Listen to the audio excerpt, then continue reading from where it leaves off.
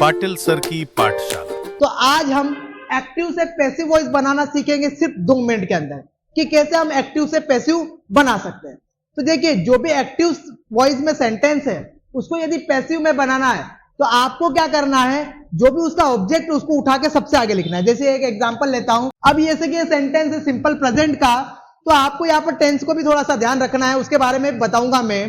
आपको क्या करना है कि जो भी ऑब्जेक्ट है हमेशा एक्टिव से पैसिव यदि बनाना है तो ऑब्जेक्ट जो भी है जितना भी है पूरा के पूरा उठा के सबसे आगे रखिए।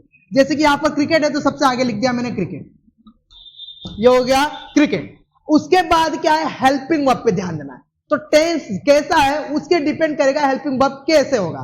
यदि देखिए सिंपल के सेंटेंसेस है, simple present, simple past, simple future, तो आपको उसके आगे वाले यानी कंटिन्यूअस के हेल्पिंग वर्ब यूज करना है। यानी सिंपल प्रेजेंट है तो प्रेजेंट कंटिन्यूअस, सिंपल पास्ट है तो पास्ट कंटिन्यूअस, सिंपल फ्यूचर है तो फ्यूचर कंटिन्यूअस। इस प्रकार से हेल्पिंग वर्ब यूज करना है।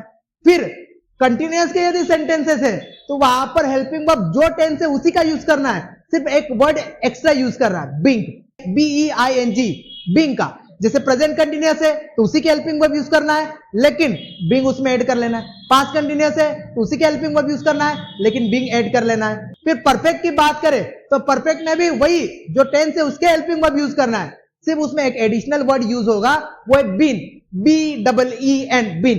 तो प्रेजेंट परफेक्ट, फ्यूचर परफेक्ट या पास्ट परफेक्ट, तीनों में बीन ही यूज करना है, हेल्पिंग वर्ब उसका ही यूज करना है। अब बात करते देखिए कैसे बनाना है। ऑब्जेक्ट को सबसे आगे लिख लेना है, ऑब्जेक्ट लिखने के बाद हेल्पिंग वर्ब, तो हेल्पिंग वर्ब ये प्रेजेंट, सिंपल प्रेजेंट का है तो हम क्या करेंगे, प्रेजेंट कंटिन्यूअस का यूज करेंगे। प्रेजेंट कंटिन्यूअस में क्या होता है, इज MR, तो क्रिकेट सिंगुलर सब्जेक्ट है इसलिए इज।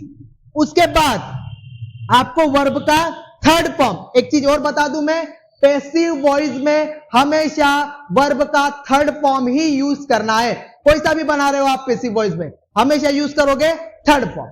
तो प्ले का थर्ड फॉर्म होता है प्लेड। फिर उसके बाद क्या करना है, जो भी सब्जेक्ट है उसको बाय के द्वारा रिप्रेजेंट करना है। यहां पर मैंने लिख रखे है कि आई का मी, यानी सब्जेक्ट जब ऑब्जेक्ट बनेगा आपको क्या करना है पैसिव वॉइस में कि ऑब्जेक्ट को आगे लिखना है, सब्जेक्ट को पीछे लिखना है। यानी एक्टिव वॉइस में जो सब्जेक्ट ऑब्जेक्ट है उनकी जगह को एक्सचेंज करना है।